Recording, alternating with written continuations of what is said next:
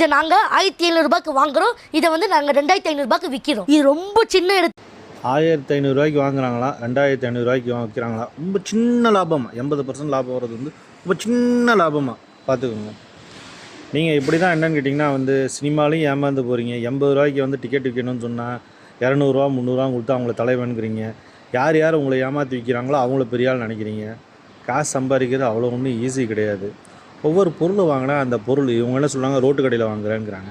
அந்த ரோட்டு கடையிலே போய் பாருங்கள், ஃபீலிங்காக இருந்ததுன்னா வாங்குங்க. அதுக்கப்புறம் நீங்கள் ஒன்று சொல்லுவீங்க, அது இவ்வளோ கிலோ தாங்குமா அவ்வளோ கிலோ தாங்குமான்னு. இவ்வளோ கிலோ அவ்வளோ கிலோ தாங்கிறதுக்கு என்ன பண்ணுவாங்கன்னா, அதை டெஸ்ட் பண்ணி இதே பொருளை 10,000 ரூபாய்க்கு விற்பாங்க. பாருங்கள், உங்களுக்கு அந்த 10,000 ரூபா பொருள் தான் வாங்கணுமா? ஏன்னா டெஸ்ட் பண்ணுறதுக்கு சார்ஜஸ் வந்து கண்டிப்பாக வரும்.